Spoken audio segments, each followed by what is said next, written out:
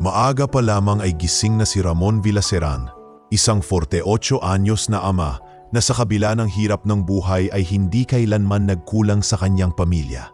Matipuno pa rin ang pangangatawan ni Ramon kahit na lantad na ang mga guhit ng panahon sa kanyang mukha, patunay ng mga taong ginugol niya sa pagbabanat ng buto. Isang simpleng driver, pero sa kanya nakasalalay ang kinabukasan ng kanyang asawa at 3 anak. Pa, mag-iingat ka sa biyahe ah, paalala ni Teresa, ang kanyang 44 anyos na asawa habang inaayos ang baon nitong pandesal at kape sa isang lumang termos.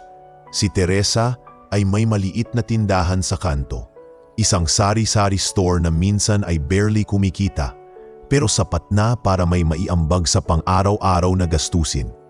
Oo naman, Nes, huwag kang mag-alala. Sa kabukas may kausap ako tungkol sa bagong ruta, baka makadagdag sa kita. Sagot ni Ramon, sabay halik sa noo ng asawa. Sa loob ng anilang munting bahay, maririnig ang mga yabag ng 3 anak. Si Miguel, panganay na 2 anyos, ay nasa huling taon ng high school. Tahimik at seryosong bata, nangangarap maging architect balang araw. Si Andrea, 15, masayahin at palaging may dalang kuwento mula sa eskwela. At ang bunsong, si Luis, 10, na bagamat makulit ay palaging nagpapatawa sa pamilya. Pa, sabay na po tayo palabas. Ihahatid ko na rin si Andrea, ani Miguel. Bit-bit ang kanyang lumang bag na halatang ilang ulit ng tinahi ng kanyang ina. Sige anak, tara na. Luis, huwag kang magpupumilit na maglaro sa ulan ha.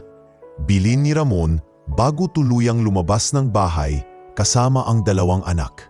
Habang naglalakad si Ramon at mga anak, ramdam nila ang lamig ng hangin at bahagyang pag-ambon. Ang mga daan ay basa at ang putikan sa gilid ay nagpapakita ng tanda ng ulan kagabi.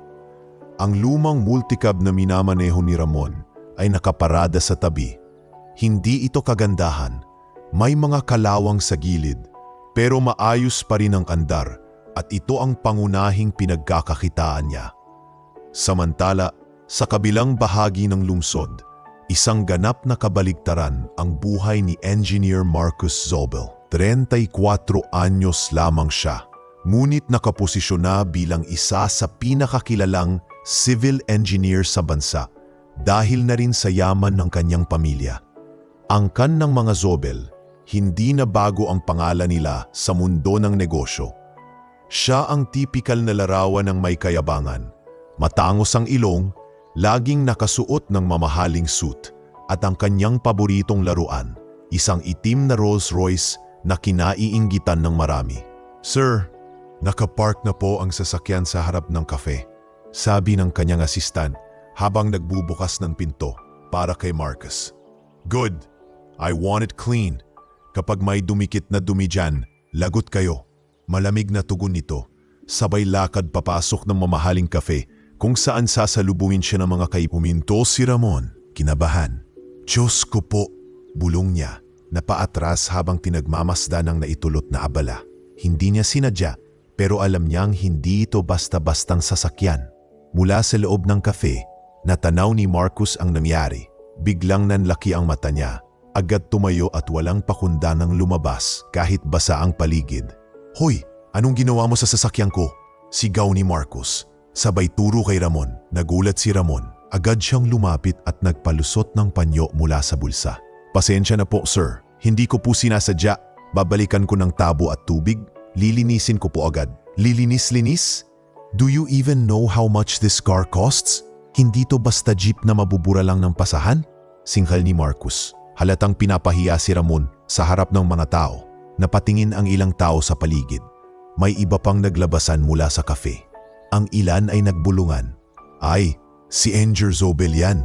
Aba, sino yang matanda? Patay siya. Pinilit manatiling kalmado ni Ramon. Ginoo, humihingi po talaga ako ng paumanhin. Wala po akong intensyon. Baka po pwedeng… Shut up! Sigaw ni Marcus, sabay turo sa dibdib ni Ramon. Hindi ka dapat nagmamaneho kung wala kang pambili ng disente. Tingnan mo ang itsura mo, hamak na driver lang. Para kang walang respeto. Sa kabila ng init ng ulo ni Marcos, nanatiling tahimik si Ramon. Ngunit sa puso niya, naramdaman niyang parang pinagsakluban siya ng langit at lupa. Hindi lang dahil sa putik, kundi dahil sa insultong ibinato sa kanya sa harap ng marami. At doon nagsimula ang banggaan ng dalawang mundo, ang mayamang anak ng prominenteng pamilya at ang simpleng tatay na pilit kumakayod para sa kinabukasan ng kanyang mga anak. Sa gabing yon, hindi na nawala sa isip ni Ramon ang mukha ni Marcos at ang sinabing mga salitang umukit sa kanyang dibdib. Malakas pa rin ang ambon nang bumabaybay ang lumang multicab ni Ramon sa makitid na kalsada. Galing siya sa mahabang biyahe, pagod at gutom na, ngunit masaya siyang makakauwi na para makasalo ang pamilya sa agahan. Hindi na niya inalintana ang mga tilamsik ng putik mula sa mga gulong ng sasakyan. Basta ang nasa isip niya ay makapahinga at makayakap ang kanyang asawa at mga anak. Ngunit sa isang iglap, kasabay ng pagdaan niya sa harap ng isang mamahaling kafe, isang malakas na salpok ng gulong sa malalim na lubak ang nagpaalpas ng makapal na putik. Diretso itong tumama sa gilid ng isang kintab na itim na Rolls-Royce na nakaparada roon. Para bang sinadya ng tadhana na doon pa bumagsak ang lahat ng dumi. Sa mismong pintuan ng isang sasakyang milyon ang halaga.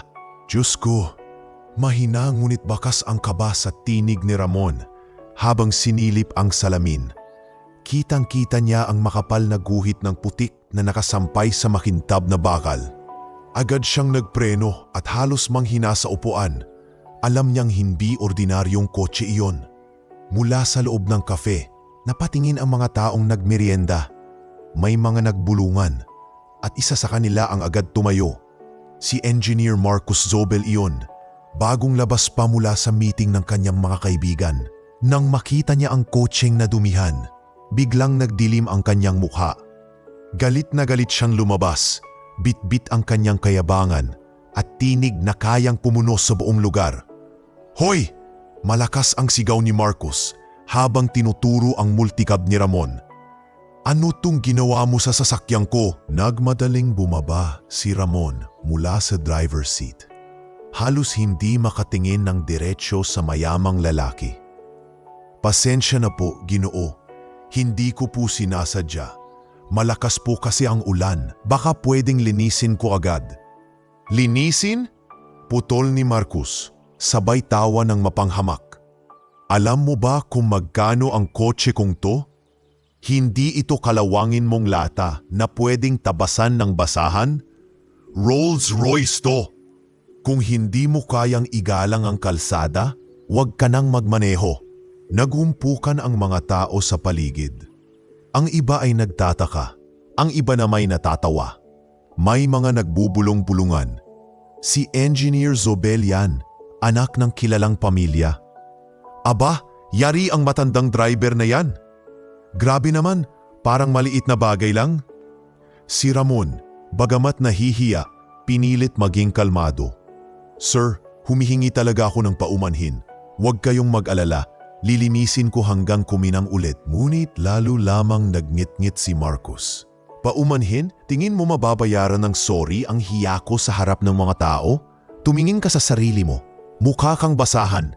Anong karapatan mong dumaan dito sa harap ng kafe na to? Nag-inip ang pisngi ni Ramon, hindi dahil sa galit, kundi dahil sa kahihiyang dulot ng bawat salitang binibitawan ng mayamang engineer. Parang pinupunit ang kanyang pagkatao sa bawat insulto. Sir, totoo pong wala akong kayamanan gaya ninyo. Pero hindi po dahilan niyon para bastusin ninyo ako. Mahinahong sagot ni Ramon, pilit na itinataas ang kanyang dignidad. Bastusin? Tumaas lalo ang kilay ni Marcos. Ako pa ang bastos? Ikaw ang walang modo. Pinapahiya mo ako sa sarili kong lugar. At bago pa man makapagsalita si Ramon, bigla na lamang siyang sinugod ni Marcos at sinikmuraan ng malakas. Ah! Napaluhod si Ramon. Hawak ang kanyang tiyan. Napasinghap ang mga tao. Ang iba ay napasigaw sa gulat. Grabe, sinuntok niya talaga. Sigaw ng isang babae. Ano ba yan? Para lang sa putik. Dagdag ng isa. Ngunit may ilan ring natawa. Tila aliw na aliw sa panunuyo ng mayaman sa mahirap. Habang nakaluhod, pinilit ni Ramon na huminga ng maayos. Ang kanyang mga kamay ay nanginginig at sa kanyang isipan, naglalaro ang mukha ng kanyang mga anak. Miguel, Andrea, Luis. Bulong niya sa sarili, pilit na kumukuha ng lakas. Lumapit ang isang matandang lalaking nagkataong nandoon at sumubok umawat.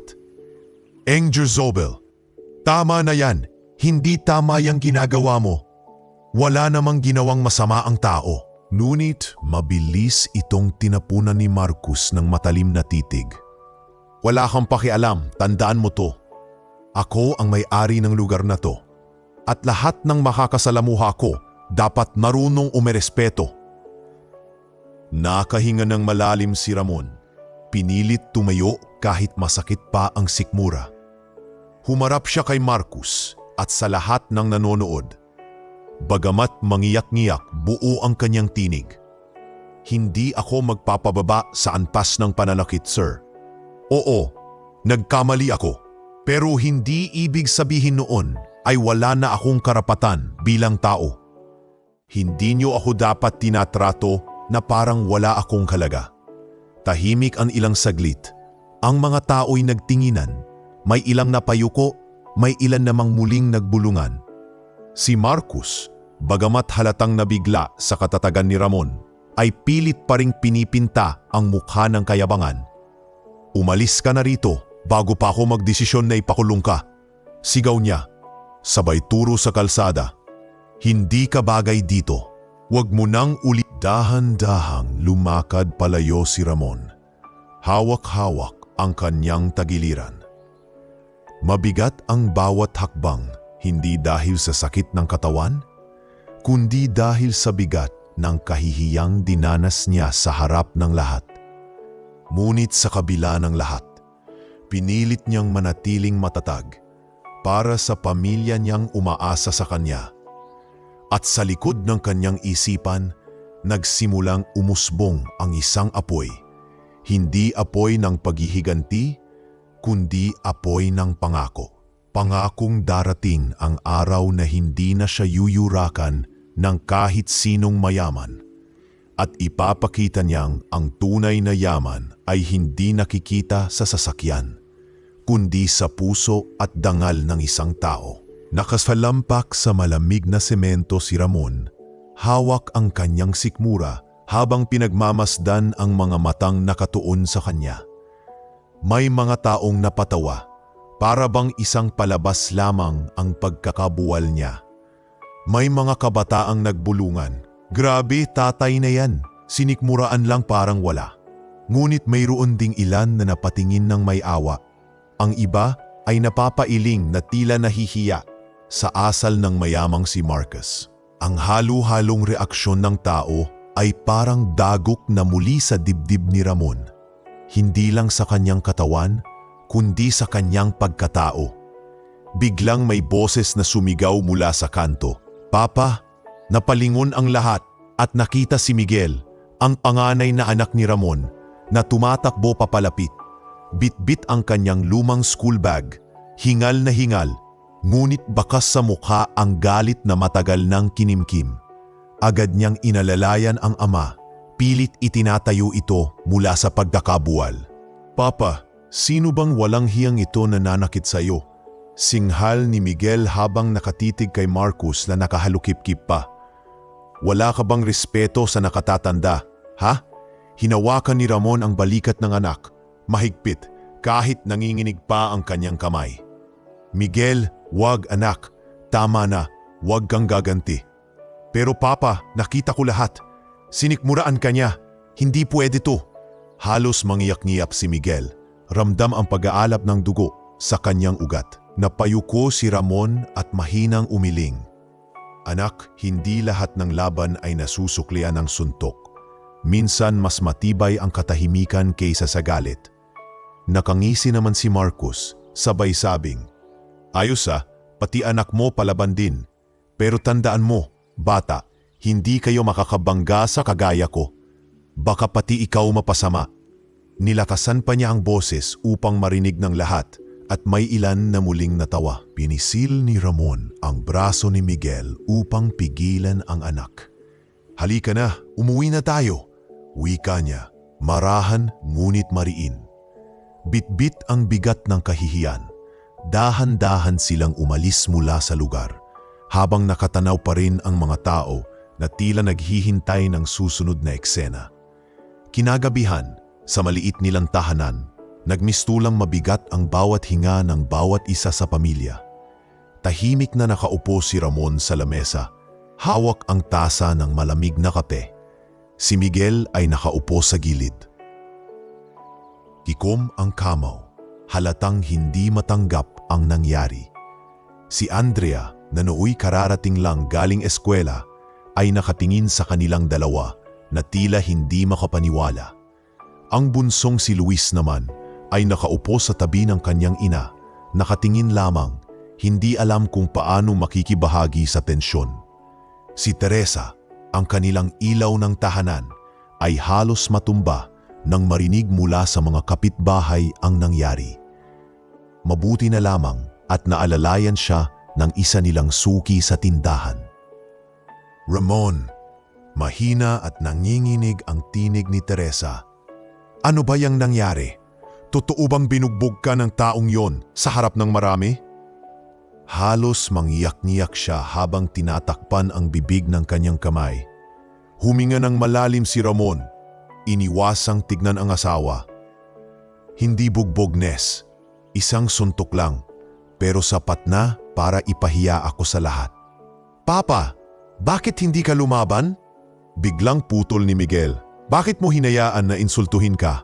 Tapos natawanan pa ng mga tao? Hindi ka ba nasasaktan sa ginawa niya? Tinitigan ni Ramon ang kanyang anak. Mabigat ngunit puno ng malasakit ang mga mata.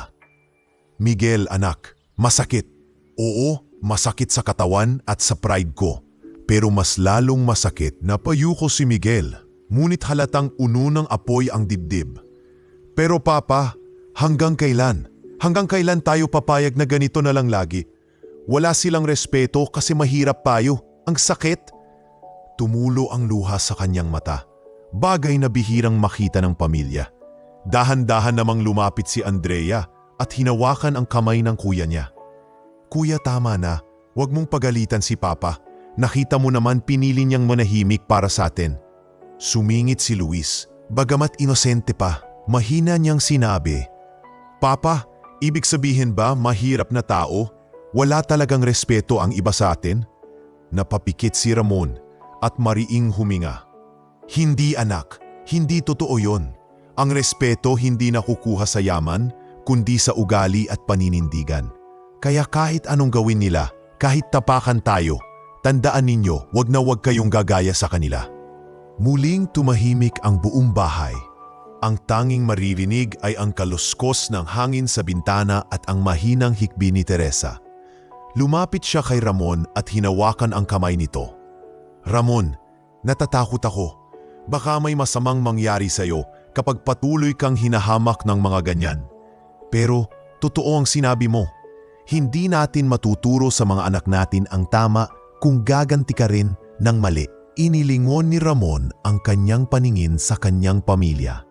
Sa mga matang puno ng pangamba, ngunit naghahanap ng lakas mula sa kanya. Mga anak, tandaan ninyo ito. Hindi sa pera o sa kotse nakikita ang dangal ng tao. Ang mahalaga, manatili tayong marangal kahit mahirap. Darating ang araw na makikita rin nila kung gaano kalakas ang isang taong piniling magpatawad kaysa gumanti. Hindi na nakapagsalita ang iba. Ngunit sa loob ng bawat isa, nagsimulang umusbong ang halo-halong damdamin. Galit, sakit, ngunit higit sa lahat, paghanga sa kanilang ama. Alam nilang mahirap ang kinakaharap nila, ngunit sa gabing iyon, natutunan nila na may mga laban na hindi kailangan ng suntok para ipanalo, kundi tibay ng loob at paninindigan. At habang lahat ay nanahimik, marahang sumilip ang buwan mula sa ulap, tila ba saksi sa pangakong dala ni Ramon na sa kabila ng kahihiyan at sakit, hinding-hindi niya ipapatalo ang dignidad ng kanilang pamilya. Makalipas ang ilang linggo mula nang mangyari ang kahihiyan kay Ramon, tuloy-tuloy lamang ang kanyang buhay. Tila ba walang nagbago, patuloy siyang nagmamaneho ng lumang multicab, kumakayod para sa pamilya, at umuuwi gabi-gabi na pagod, ngunit may ngiti pa rin para sa kanyang asawa at mga anak. Ngunit kung titingnan ng mas malalim, may mga bagay na lingid sa kaalaman ng lahat, maging ng karamihan sa kanilang komunidad na matagal nang tinatago ni Ramon. Isang gabi, matapos ang hapunan, nakaupo si Ramon sa maliit na sulok ng kanilang bahay. Habang nag-aaral si Andrea at si Luis ay naglalaro sa gilid, napansin ni Miguel na nakatitig ang kanyang ama sa isang lumang folder. "Papa, ano po yan?" tanong ng binata, nilapitan ang ama.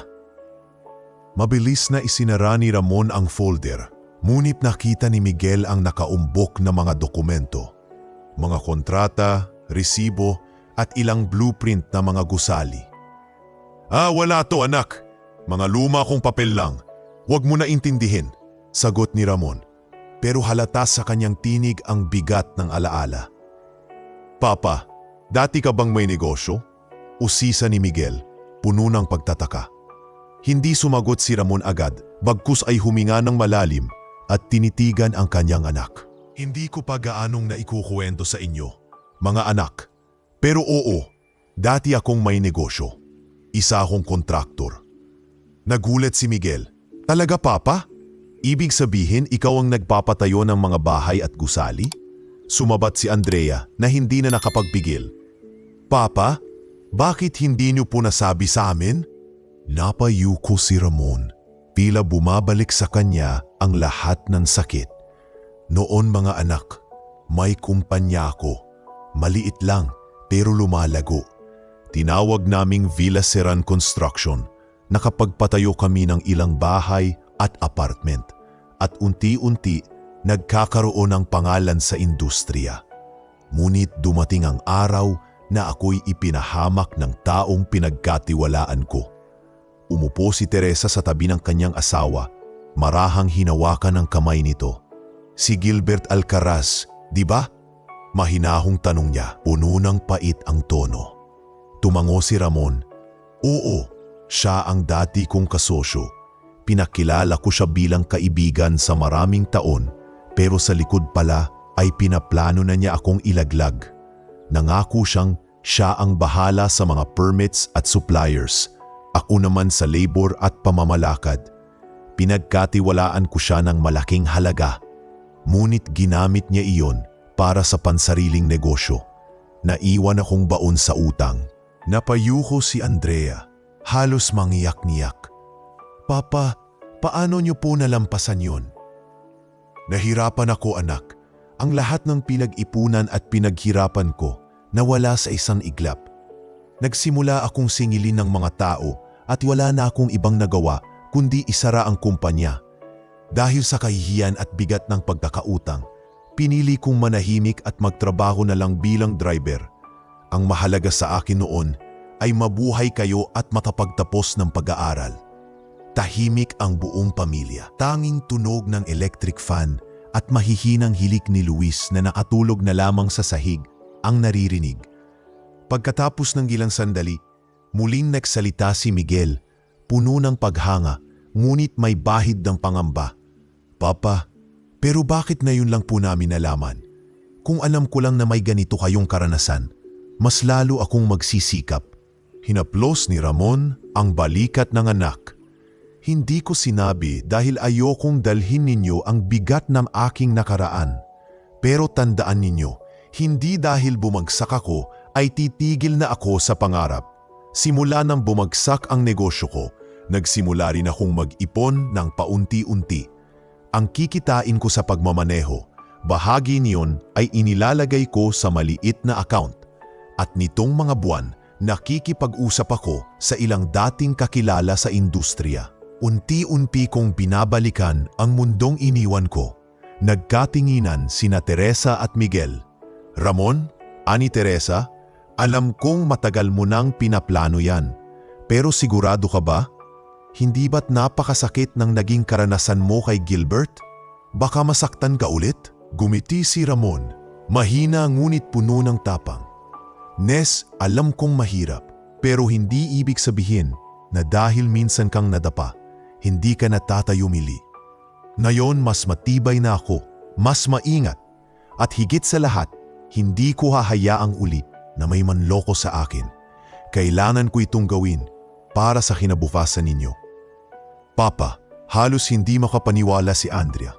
Ibig sabihin po, pwede pang maibalik ang dating negosyo ninyo? Hindi lang maibalik, anak, sagot ni Ramon.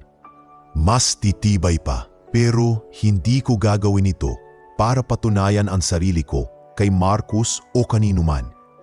Gagawin ko ito para sa pamilya ko at para ipakita sa inyo na kahit gaano kalalim ang pagkakadapa ng tao, kaya pa rin niyang bumangon.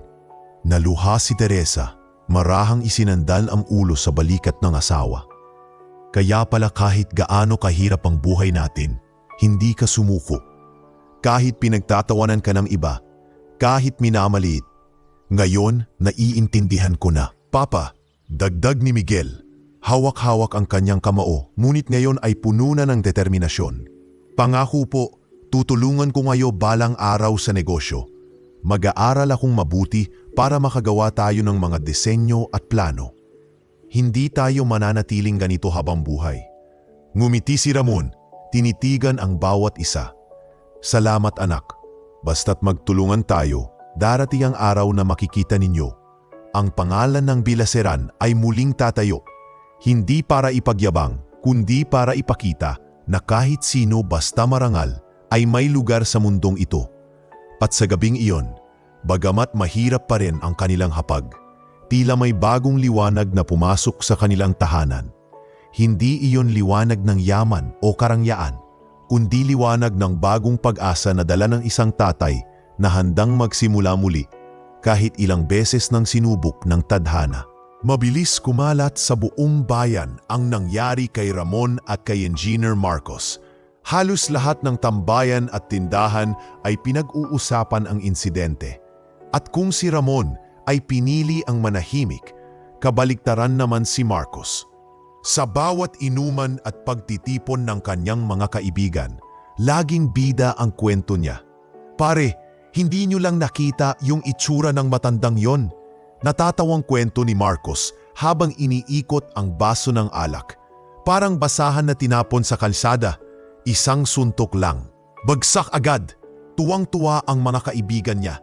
Nagtatawanan na parang isang nakakatawang biro ang sinapit ng isang ama. Wala ka talagang kupas, Marcos. Walang makakatalo sa yabang mo. Dagdag pa ng isa. Ang ilan sa mga naroroon ay halatang hindi komportable pero walang nagsalita. Sino nga ba ang sasagot sa anak ng prominenteng angkan? Samantala, sa kabilang mukha ng baryo, ibang usapan naman ang lumalaganap. Sa pindahan ni Teresa, may ilang kapitbahay na palihim na nanlilibak. Ayun pala ang mister ni Teresa, sinikmuraan lang sa harap ng tao. Psst, kahiya-hiya, bulong ng isa. Dapat kasi, huwag na lang sumausaw sa mga lugar ng mayayaman. E di sana walang aberya, dagdag ng isa pa. At kahit anong pilit ni Teresa na iwasan ang mga usapan, ramdam niya ang mga matang mapanuri at ang mga ngising puno ng pangungutya. Hindi rin nakaligtas ang mga anak ni Ramon. Isang hapon, habang papasok sa eskwela, tinawag si Miguel ng isa sa mga kaklase. Uy, ikaw yung anak ng driver na binanapan ni Engineer Zobel, di ba? Kimusta naman sikmuran ng tatay mo? Sabay tawa ng buong grupo. Nag-init ang tenga ni Miguel. Gusto niyang suntukin ang mga ito. Ngunit naalala ang sinabi ng ama, huwag gumanti ng galit. Pinili niyang lumakad palayo kahit nanginginig ang kamao. Si Andrea man, hindi nakaligtas. May mga kaklase siyang nagsasabing, buti na lang, hindi ka pa nasasama sa kahihiyan ng tatay mo. Kung ako ikaw, magtatago na lang ako. At si Luis na pinakabata ay tinutukso sa playground ng mga bata. Anak ng duwag, anak ng sinuntok, sigaw nila habang pinagtatawanan siya. Uuwi si Luis na umiiyak at si Teresa ay halos mabaliw sa sakit nang nakikita ang mga anak na pinagtatawanan. Ramon, hanggang kailan natin titiisin ito kahit mga anak natin dinadamay na nila? Iyak ni Teresa isang gabi habang nagsasara ng tindahan. Hindi ba't sobra na to? Hinawakan ni Ramon ang asawa. Nes, alam kong mahirap, lalo na para sa mga bata. Pero huwag mong kalimutan, ang respeto ay hindi natin nakukuha sa salita ng ibang tao. Ipinapakita natin sa gawa. Balang araw, lahat ng pangungutya nila ay magiging alaala lang. Ang mahalaga, manatili tayong matuwid. Isang araw, tila lalo pang sinubok ang pasensya ni Ramon. Habang nasa terminal, lumapit ang isang matandang kakilala, si Gilbert Alcaraz, ang dating kasosyo na nangloko sa kanya noon. Payat na lalaki, ngunit halatang mayabang pa rin ang tindig. May hawak na sigarilyo at may ngising mapanukso. O Ramon, balita ko, nakatikim ka na rin ng suntok galing sa mayaman. Malakas na sabi ni Gilbert, sapat para marinig ng mga tao sa paligid. Hindi ka na natuto, ano? Noon pa man, talo ka na sa negosyo. Ngayon pati sa kalsada, talo ka pa rin. Hahaha. Nagpigil si Ramon, mariing pinisil ang sarili niyang palad. Gilbert, wala akong oras sa paninira mo. May trabaho ako. Kaya't kung wala kang magandang sasabihin, lumayo ka na. Trabaho? Driver lang? Dati kang may-ari ng kumpanya, Ramon. Ngayon taga-sundiwan na lang ng pasahero. Pati anak mo, napapahiya na. Sunod-sunod ang pangaasar ni Gilbert. Parang hayop na nangangain ng kahinaan ng iba. Ngunit gayang dati, pinili ni Ramon na tumalikod at lumakad palayo kahit baon na baon sa loob ang sakit. Pag-uwi niya, sinalubong siya ng luha ni Luis. Papa, ayoko na po pumasok. Lagi nila akong tinutokso. Sabi nila, mahina ka daw. Duwag daw kayo. Totoo ba yon, Papa? Umupo si Ramon sa tabi ng anak. Marahang hinaplos ang ulo nito. Luis, anak, ang tunay na lakas hindi nakikita sa suntok o sigaw. Ang tunay na lakas ay ang paninindigan na hindi ka bumababa sa antas ng mga nananakit.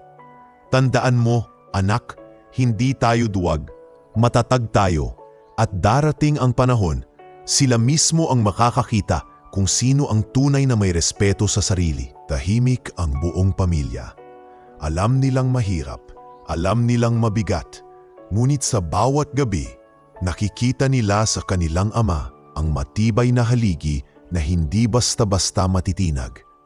Kahit siniraan, kahit pinagtawanan, kahit ipinahiya sa buong bayan, hindi siya bumigay. At sa gitna ng lahat ng pangungutya, si Ramon ay nanatiling nakatindig, buo ang loob at marangal. At iyon ang nagsilbing paalala sa kanyang pamilya, na minsan ang pinakamalaking laban ay ang pagtitiis at pananatiling tapat sa sariling dangal. Kahit buo ang mundo na nakapaligid ay pilit kang ibinabagsak. Makalipas ang ilang buwan ng mga pangungutya at pang-aapi mula sa mga kapitbahay, unti-unting nagbukas ng bagong pinto para kay Ramon. Isang hapon, habang nag-aayos siya ng multicab sa garahe, isang matandang kaibigan ang dumating. Si Roberto Bert Salcedo, isang dating foreman na kasama niya noon sa Villaseran Construction. Matagal na silang hindi nagkita, ngunit halatang buo pa rin ang tiwala at respeto nito kay Ramon. Ramon, masiglang bati ni Bert. Dala-dala ang isang makapal na folder. Narinig ko ang nangyari sa'yo. Ang hirap siguro ng pinagdaanan mo, pero hindi ka dapat manatili dyan. May proyekto akong hawak, isang maliit na gusali na ipapagawa ng isang kilalang pamilya. Hindi ko kayang ako lang, at hindi, Ramon, sagot ni Bert, mariin. Alam kong ikaw ang pinakamagaling sa integridad. Lahat ng proyekto mo noon, kahit maliit, solid at matibay. Hindi lahat ng tao tulad ni Gilbert na manloloko. Kung ako tatanungin, mas gusto kong ikaw ang kasama ko kesa kahit sino pang mayaman pero mandaraya. Napatingin si Ramon kay Teresa na noon ay nakikinib lamang mula sa loob. Tumango ito, mahigpit ang pagkakahawak sa kamay ng asawa. Ramon, ito na yung pagkakataong hinihintay mo. Huwag mong hayaang manatili kang baon sa nakaraan. Subukan mong muli. At sa araw ding iyon, pumayag si Ramon. Muli siyang pumasok sa mundo ng konstruksyon, hindi bilang malaking kontraktor, kundi bilang partner ni Bert sa proyektong iyon. Dahan-dahang bumalik ang dati niyang sigla. Sa bawat araw ng trabaho, bumangon si Ramon bago pa sumikat ang araw kasama ang mga trabahador na halos kapantay niya ang edad. Hindi siya nagpalamig sa opisina. Nakikisalamuha siya sa mga mason, karpintero at laborer. Pinapakinggan niya ang kanilang hinaing. Pinapahalagahan ang bawat pawis na ipinupuhunan ng mga ito. Sir Ramon, pasensya na po kung madalas akong malate. Mahirap po kasi ang biyahe, sabi ng isa sa mga manggagawa. Ngumiti si Ramon at sumagot, hindi mo kailangang humingi ng tawad, Ernesto. Ang mahalaga, ginagawa mo ang trabaho mo ng maayos. Kung kailangan mo ng tulong sa pamasahe, magsabi ka. Hindi dapat maging pabigat ang buhay sa mga katulad mong nagsusumikap. Sa ganitong asal, unti-unting minahal ng mga tao si Ramon bilang amo. Hindi siya katulad ng iba na puro sigaw at reklamo. Siya ay nakikinig, umaalalay, at higit sa lahat, marunong magpasalamat. Kung wala kayo, hindi ko magagawa ito, kaya't salamat. Lagi niyang sinasabi sa kanyang mga tauhan tuwing matatapos ang isang linggo ng trabaho. Makalipas ang ilang buwan, natapos ang gusali dahil anak, sagot ni Ramon habang nakatitig sa bagong tarpulin.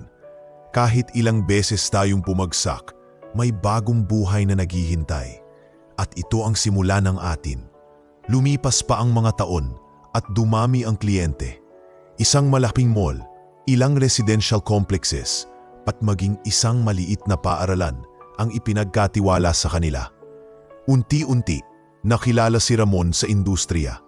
Hindi lang dahil sa kalidad ng trabaho, kundi dahil sa kanyang disiplina at integridad. Isang investor mula sa Maynila, si Cynthia Laurel, ay lumapit kay Ramon matapos makita ang gawa ng kumpanya. Mr. Villaseran, sabi nito sa isang business forum, marami na akong nakatrabaho, pero iba ka. Hindi ka lang basta kontraktor. Isa kang leader na inuuna ang tao kaysa sa tubo. Gusto kong makipag-partner sa'yo. Hindi makapaniwala si Ramon. Noon, siya ang hinahamak. Ngunit ngayon, siya na ang nilalapitan ng mga malalaking pangalan. Tinanggap niya ang partnership, ngunit tinitiyak niya palagi na hindi natatabunan ang mga tauhan niya. Kung papasok tayo sa proyekto, Cynthia, kailangan pantay ang pagtingin natin sa mga manggagawa. Wala silang boses, kaya tayo ang magiging boses nila. Mariin niyang sabi. Tumango si Cynthia. Kaya nga ikaw ang pinili ko, Ramon, dahil hindi katulad ng iba. Habang lumalaki ang Nueva Vida Builders, nanatiling simple ang pamumuhay ng pamilya ni Ramon. Hindi nila ipinagyayabang ang kanilang naabot. Si Teresa ay patuloy pa ring nagbabantay ng tindahan, kahit pwede na niyang ipaubaya sa iba. Dito ako komportable, Ramon. Kahit malaki na ang kumpanya mo, gusto kong manatiling malapit sa mga tao. Ang mga anak naman ay nagsimilang makiisa sa negosyo. Si Miguel, matapos makapagtapos bilang arkitekto, ay nagdisenyo ng ilang gusali ng kanilang kumpanya. Si Andrea ay tumulong sa pamamahala ng mga tao. At si Luis, bagamat bata pa, ay sabik ng matuto tungkol sa engineering. Isang gabi, Habang magkasama silang lahat sa hapagkainan, napangiti si Ramon. Mga anak, hindi alam ng karamihan. Pero sa ngayon, ako na ang may-ari ng isa sa pinakamabilis lumaking kumpanya sa rehiyon. Pero tandaan ninyo, hindi ito tungkol sa yaman. Ang tunay na tagumpay ay ang natutunan nating manatiling marangal kahit tinatapakan. Napatingin si Teresa sa kanya. Nagtataglay ng luha, ngunit puno ng pagmamalaki. Ramon, hindi lang negosyo ang itinayo mo rin ang dignidad ng ating pamilya. At doon, sa katahimikan ng kanilang tahanan, ramdam ng bawat isa na ang sugat ng kahapon ay unti-unti nang naghihilom. Ngunit lingid sa lahat, nakahanda pa lamang silang humarap sa mas malalaking hamon. Sa muling pagtatagpo nila ni Engineer Marcus na walang kaalam-alam na ang tatay na minsang kanyang sinikmuraan ay ngayon isa ng CEO. Lumipas ang ilang taon na puno ng pagsusumikap at tahimik na tagumpay para kay Ramon at sa kanyang pamilya. Ang Nueva Vida Builders ay hindi na lamang isang maliit na kumpanya, kundi isang respetadong pangalan sa industriya ng konstruksyon at real estate. Unti-unti itong lumawak mula sa mga simpleng gusali hanggang sa malalaking proyektong pangkomunidad. Kabilang na ang mga pabahay para sa mga mahihirap at mga gusaling pampaaralan. Ngunit kahit gaano kalaki ang naabot ng negosyo, nanatiling payak ang pamumuhay ng pamilya Villeceran. Hindi sila lumipat sa magarang subdivision, nanatili sila sa lumang bahay. Ang mga anak naman ay isa-isang natupad ang pangarap. Si Miguel, na dati pinagtatawanan sa eskwela, ay nakapagtapos bilang arkitekto at ngayon ay katuwang na ni Ramon sa pagdidisenyo ng mga gusali ng kanilang kumpanya. Si Andrea, na matiyagang nag-aral sa kolehiyo, ay naging lisensyadong nurse at maglilingkod sa isang pampublikong ospital. Ayaw niyang lumipat sa mas marangyang ospital dahil naniniwala siyang mas kailangan siya ng mga mahihirap. Samantalang si Luis, ang bunsong dating tinutukso bilang anak ng duwag, ay nakapagtapos ng engineering at ngayoy isa na sa mga batang propesyonal na namumuno sa ilang proyekto ng kanilang kumpanya. Isang gabi, habang magkakasalo sila sa hapagkainan, napatingin si Ramon sa kanyang pamilya at napangiti. "Mga anak," sabi niya, "hindi ko inakalang aabot tayo rito.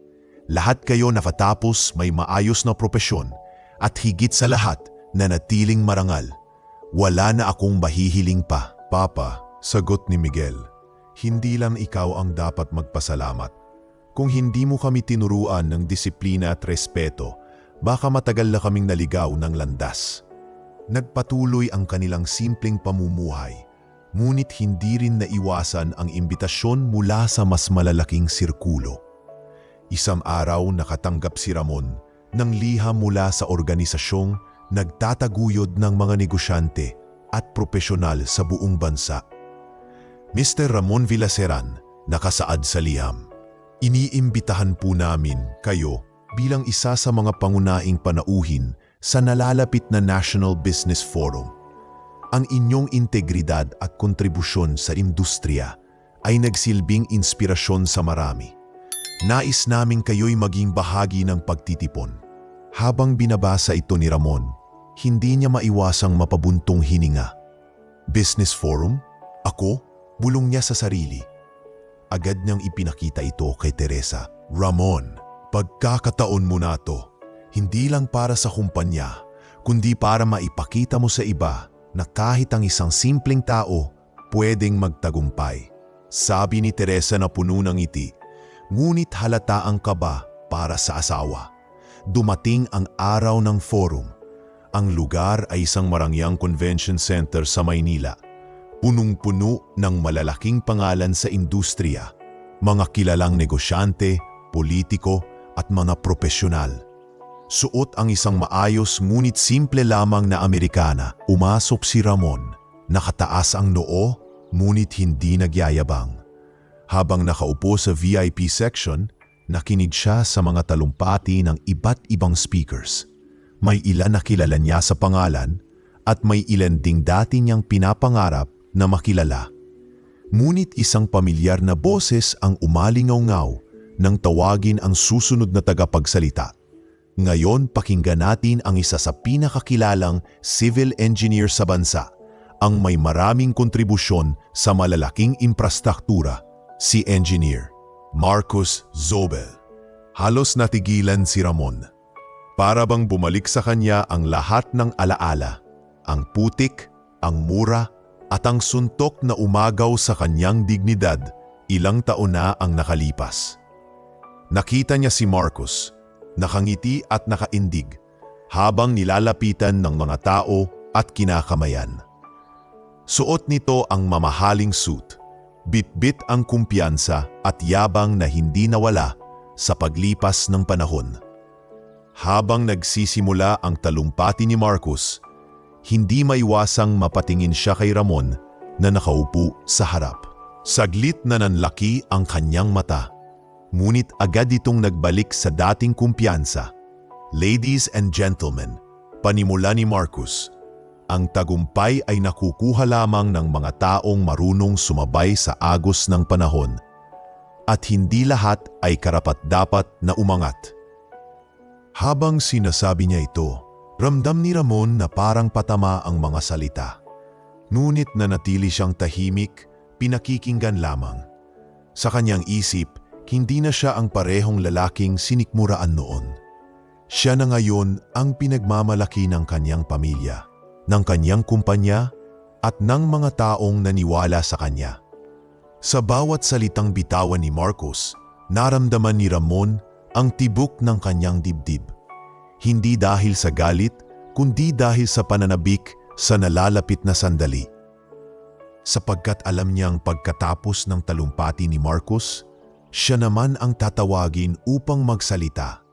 Hindi bilang biktima ng kahapon, kundi bilang CEO ng Nueva Vida Builders. At sa oras na iyon, magsisimula na ang bagong kabanata ng pagkikita nilang muli. Matikas ang tindig ni Engineer Marcus entablado. Hawak ang mikropono na para bang siya lamang ang may karapatang marinig ng buong convention center. Sa bawat salitang lumalabas sa kanyang bibig, halata ang kayabangan at pagmamalaki. Hindi lang sa sarili kundi sa kanilang pamilya. Alam nyo, mga Ginoo at ginang, panimula niya, habang itinataas ang kamay na parang politiko. Hindi lahat ay pinagpala ng lahi. Hindi lahat ay ipinanganak sa pamilya na may haliging matibay sa industriya. At kami mga Zobel ay bahagi ng kasaysayan ng bansang ito pagdating sa pagtatayo ng mga infrastruktura. Tumawa ang ilan, pumalakpak ang iba. Naroon ang mga kilalang investors na sumasang-ayon, bagamat halata rin na may mga nakikinig lang dahil sa kanyang apelyedo.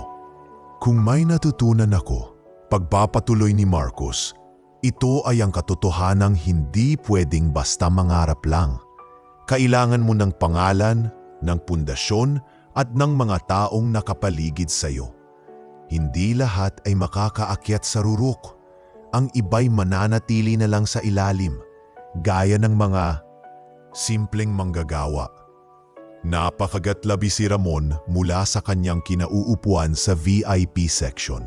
Tahimik siyang nakatingin, hindi dahil sa galit, kundi dahil sa nakikita niyang hindi nagbago si Marcus. Sa halip na magpakumbaba, mas lalo pa itong naging palalo. Ngunit sa kabila ng lahat, nanatili siyang nakataas ang noo, sapagkat alam niyang hindi na siya ang parehong taong inalipusta noon. Lumapit ang isa sa mga staff sa VIP section, sabay bulong kay Ramon. Sir Villaseran, please be ready. After Engineer Zobel, kayo po ang kasunod.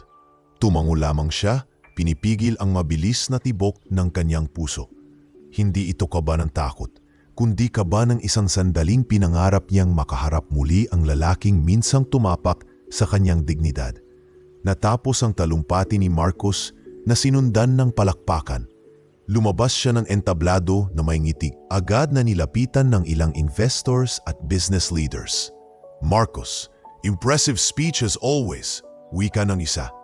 You really know how to carry the Zobel name? Of course, sagot niya sabay tawa. Our name is our crown. Habang abala siya sa pagbibida, may naglapit sa kanya at sa mga investors. Isang host ng programa. Gentlemen and ladies, please stay for a while. We'll now be introducing our new pillars of the industry. Leaders who embody not just success, but integrity. Isa-isang binanggit ang mga pangalan ng mga bagong haligi ng industriya. May mga nakaupo sa unahan na tumayo at naglakad papunta sa entablado. At sa wakas, dumating ang sandaling pinakahinihintay. At ngayon, malakas ng anunsyo ng host. Please welcome the man behind one of the fastest growing construction and real estate companies in the country. A man whose integrity and discipline earned the trust of communities and investors alike. The CEO of Villaseran Builders and Holdings, Mr. Ramon Villaseran. Saglit na tatahimikan ang bumalot sa buong hall. Si Marcos, na abala pang ngumiti sa kanyang mga kausap, biglang natigilan. Dahan-dahan siyang lumingon at nakita niyang tumayo si Ramon mula sa VIP section, nakasuot ng maayos na Amerikana, may tindig na puno ng dignidad na karanasan. Ramon? Mahina, ngunit bakas lumakad si Ramon patungo sa entablado. Bawat hakbang ay sinusundan ng mga matang nanlalaki at mga bulungan ng mga tao. Siya ba yung sinasabi nilang CEO? Akala ko driver lang yan dati, bulong ng isa. Villaseran? Hindi ba yan yung pinagtatawanan noon? Sagot ng iba. Pagdating sa entablado, mahinahong ngumiti si Ramon at kumaway sa mga tao. Tumunog ang palakpakan. Hindi kasing ingay ng kay Marcos, ngunit ramdam na may bigat at respeto. Maraming salamat, panimula ni Ramon habang hawak ang mikropono. Hindi ako lumaki sa marangyang pamilya. Hindi rin ako ipinanganak na may malaking pangalan. Pero ang natutunan ko, hindi hadlang ang kahirapan para maging marangal at para magtagumpay. Ang kailangan lang ay tiwala, tiyaga, at higit sa lahat, respeto sa kapwa. Habang nagsasalita siya, nakatitig si Marcos. Nanlaki ang mga mata at hindi makapaniwala. Ang taong minsang pinagmurahan at sinikmuraan niya sa harap ng mga tao ay ngayon ay kapantay niya, kung hindi man mas higit pa, sa larangan ng negosyo. Hindi ako nandito para ipagyabang ang aking narating, dagdag pa ni Ramon, kundi para ipakita at doon nagsimula ang pagbabaliktad ng sitwasyon. Hindi na si Marcos ang bida ng kwento, kundi ang taong minsan niyang tinapakan, ngunit hindi kailanman bumitiw sa dignidad. Si Ramon Villaseran. Nanlumo si Marcos habang nakaupo sa gilid ng entablado. Nanlalabo ang mga mata sa sobrang pagkabigla. Parang nawala ang lahat ng kanyang yabang at lakas sa mismong sandaling tumayo si Ramon at ipinakilala bilang CEO ng Villaseran Builders at Holdings. Sa loob-loob niya, hindi niya lubos maisip na ang taong sinikmuraan niya sa harap ng madla noon, na minura, inalipusta at tinrato niyang parang walang halaga, ay siya palang bagong haligi ng industriya. Nagbulungan ang mga bisita sa hall. Siya pala ang CEO? Akala ko ordinaryong driver lang. Hindi mo masasabi talaga ang kapalaran ng tao. Grabe, ang laki ng pinagkaiba nila ngayon. May ilan namang natahimik, hindi makatingin kay Marcos. Ang iba ay nagtagpo ang mga mata, waring nagtatanong paano niya nagawa iyon at paano niya nalampasan ang lahat ng kahihiyan. Habang nakatayo si Ramon sa entablado, kita sa kanyang mukha ang dignidad at katahimikan. Hindi siya lumingon upang insultuhin o gantihan si Marcos. Sa halip, habang papalapit si Marcos upang batiin siya, dala marahil ng hiya o obligasyon, mahinahong ngumiti si Ramon. Inilahad niya ang kanyang kamay. Marcos, Mahina ngunit malinaw na sabi ni Ramon, "Hindi ako nagtataglay ng galit sa'yo." Nag-atubili si Marcus bago iniabot ang kanyang kamay, nanginginig at malamig. Ramdam niya ang bigat ng pagkatalo, ngunit higit doon ang kahihiyang hindi niya kayang ikubli. Ramon, hindi ko akalaing." Hindi na niya natapos ang kanyang sasabihin. Ngumiti si Ramon at tumingin sa lahat ng naroroon. Sa harap ng mga investors, negosyante at mga profesional, marahan niyang sinabi, "Mga kaibigan, may mga taong tumitingin sa dangal ng tao base sa kayamanan, sa kotse o sa titulo.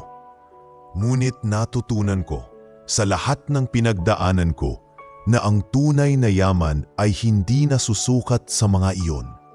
Ang tunay na yaman ay nasa respeto, respeto sa kapwa, respeto sa sarili, at respeto sa dignidad ng bawat manggagawa.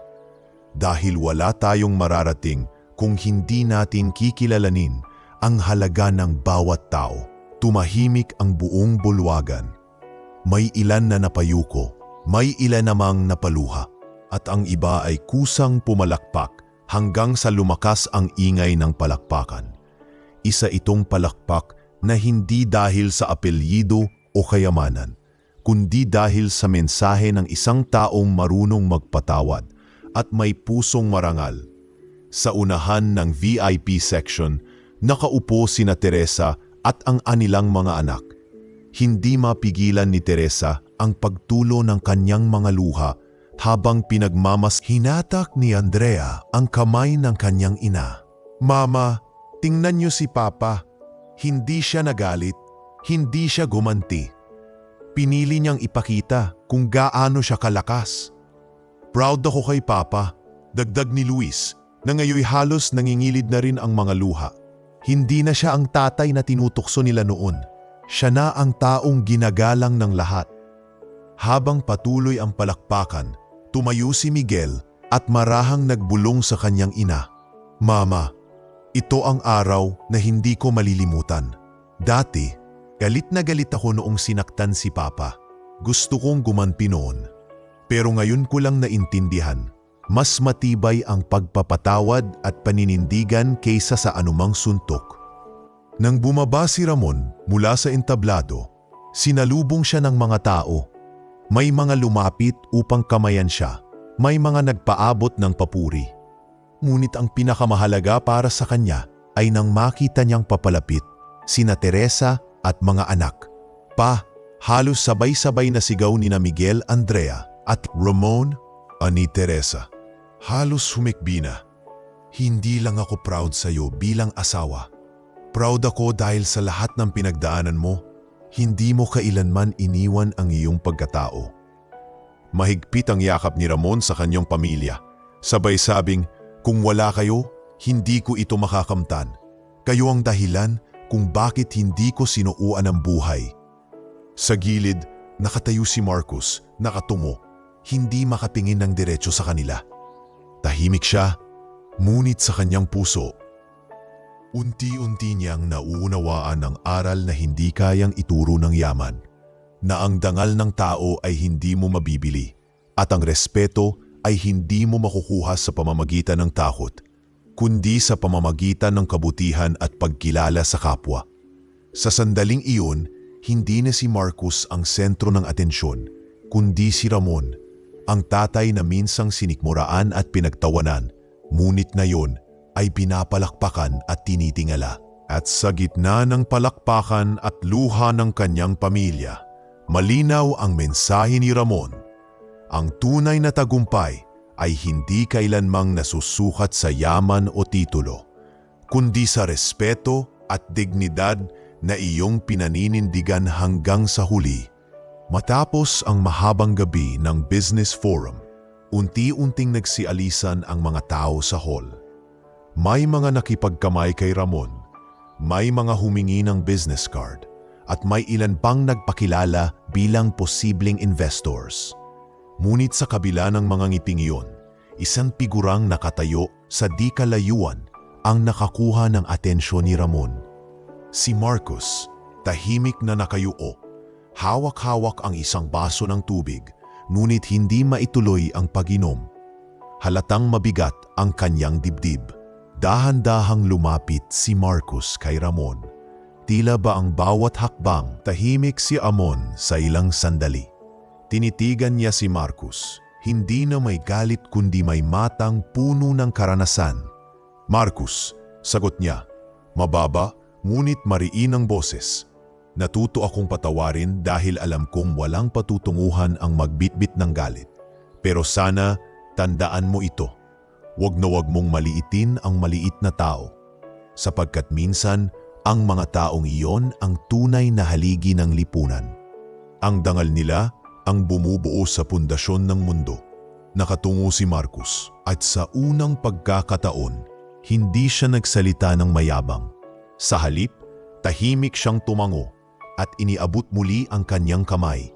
Sa pagkakataong iyon, tinanggap ni Ramon hindi para ipakita ang pagkapanalo, kundi para ipakita na sa kabila ng lahat, mas mahalaga ang pagpapatawad at aral na natutunan. Makalipas ang ilang buwan, kumalat ang balita sa komunidad ng tagumpay ni Ramon at ng kanyang pamilya. Ang mga dating nanlilibak sa kanila ay ngayoy bumilib at humanga. Ang tindahan ni Teresa ay hindi na lamang ordinaryong tindahan. Ito'y naging simbolo ng sipag at tiyaga. Maraming kapitbahay ang lumalapit kay Teresa at nagtatanong, "Ate Teresa, paano niyo po nagawa yon? Paano niyo natiis ang lahat ng kahihiyan noon?" Ngumingiti lamang siya at sumasagot, "Hindi kami bumitiw at hindi kami gumanti sa mali ng iba. Ang Diyos at ang tamang panahon ang bumawi para sa amin." Sa eskwela naman, hindi na tinutukso si Luis. Sa halip, tinitingala siya ng kanyang mga kaklase. "Ikaw pala ang anak ng CEO na si Ramon Villaseran?" Tanong ng isa. "Ang galing ng tatay mo. Sana maging kagaya rin namin siya." At sa puso ni Luis, hindi na siya galit o puno ng hiya, kundi si Andrea, na ngayoy masigasig na nurse, ay nagiging inspirasyon din sa ospital. Kapag tinatanong siya ng mga pasyente tungkol sa kanyang pamilya, lagi niyang sinasabi, "Ang tatay ko, isa siyang halimbawa na kahit ilang beses kang tapakan, may pagkakataong bumangon ulit." Samantalang si Miguel at si Luis ay higit pang naging katuwang ni Ramon sa negosyo.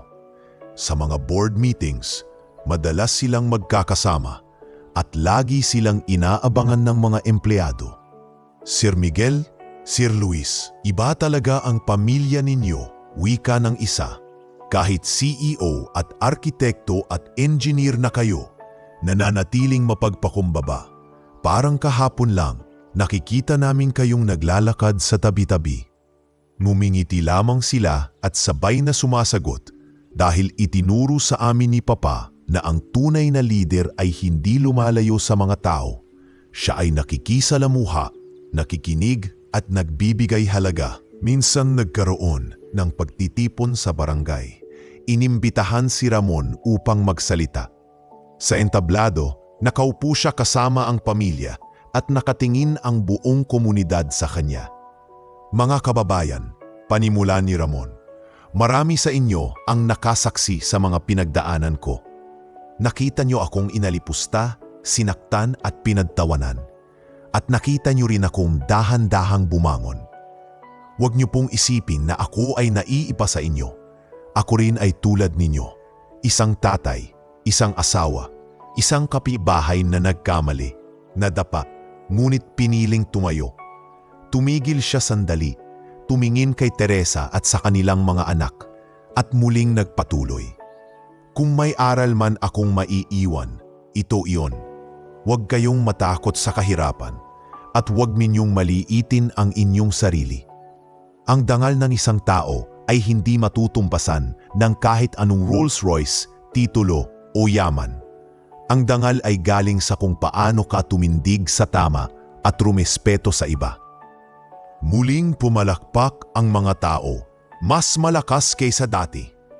Ang ilan ay napaluha, ang iba na may nagbulungan ng may paghanga.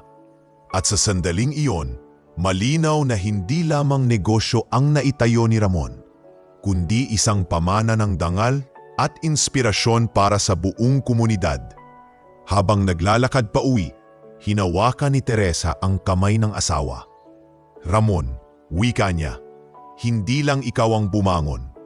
Buong pamilya natin ay kasama mong bumangon. At dahil sa'yo, natutunan naming lahat na ang dangal ay higit pa sa anumang yaman. Ngumiti si Ramon at tumingin sa kalangitan. Nes, kung may natutunan ako sa lahat ng ito ay ang katotohanan na hindi kailanmang mawawala ang respeto kung marunong kang kumapit sa tama. Ang pera ay dumarating at nawawala, pero ang dangal, iyan ang tunay na pamana. At sa katahimikan ng gabing iyon, habang nakatingin ang buong pamilya sa isa't isa, alam nilang natapos na ang kanilang pinakamabigat na laban. Ngunit kasabay nito, nagsimula naman ang panibagong kabanata ng kanilang buhay. Isang buhay na puno ng pag-asa, paggalang, at aral na hindi kailanman maluluma ng panahon. Ang dangal ng isang tao ay hindi matutumpasan ng kahit anong Rolls-Royce. Kung natapos mong basahin ang kwento, maraming salamat sa iyong oras at suporta. Ano ang natutunan mo sa istoryang ito? Ibahagi mo sa comment section sa ibaba. Huwag kalimutan na i-like ang video na ito at i-subscribe sa ating channel para sa mas marami pang makabuluhan at nakaka-inspire na kwento.